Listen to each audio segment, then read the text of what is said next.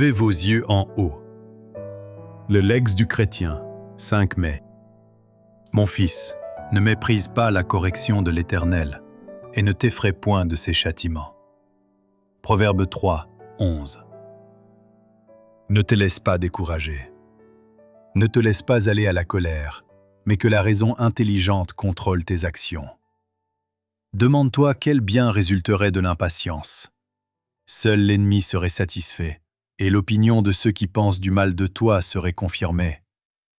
Tu peux, en faisant preuve d'un tempérament égal, prouver inexactes les paroles des esprits méchants. Ne te défends pas personnellement, mais persiste dans l'accomplissement de ton devoir.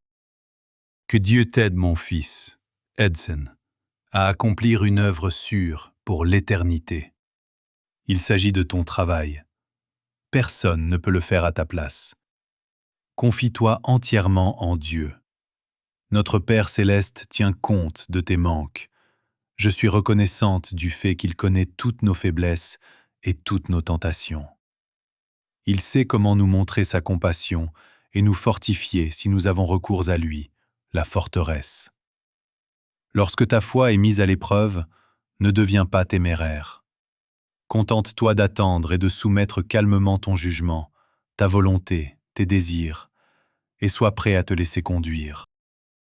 Il n'existe aucun autre moyen d'être sauvé, à part celui qui a été conçu par notre Rédempteur. Il nous en a donné une illustration pratique dans sa propre vie d'abnégation et de sacrifice. Tu sais qu'il s'est soumis à l'insulte, au mépris et à la moquerie sans user de représailles. Injurié, il ne rendit point d'injure. « Je suis descendu du ciel, dit le Christ, pour faire, non ma volonté, mais la volonté de celui qui m'a envoyé. » Jean 6, 38. Nous devons posséder l'esprit du Christ. Nous devons suivre ses traces. Ceux qui auront vécu pour le bien des autres et n'auront eu pour but que la gloire de Dieu obtiendront la vie éternelle. Ceux qui ne font pas d'efforts mais se laissent entraîner par le courant vivent pour eux-mêmes. Ils n'entendront jamais ces paroles, ces biens, s'adressant à eux. Nous avons à travailler au salut des autres. De précieuses âmes doivent être sauvées, et nous avons une œuvre à accomplir pour les gagner au Christ.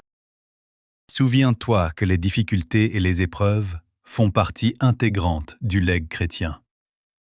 Le Christ, la majesté du ciel, est venu dans notre monde pour nous montrer comment supporter les rebuffades du monde sans faiblir, sans user de représailles. Chaque épreuve supportée avec sagesse s'avérera une bénédiction pour ceux qui en sont frappés. Ces épreuves les élèveront au lieu de les abattre.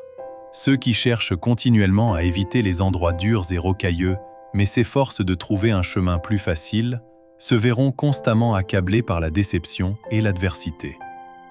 Mais s'ils fortifient leur âme pour l'épreuve et le devoir, s'ils avancent courageusement en Dieu, ils découvriront que le chemin de l'abnégation et du sacrifice mène aux honneurs et aux richesses éternelles de la vie future, immortelle.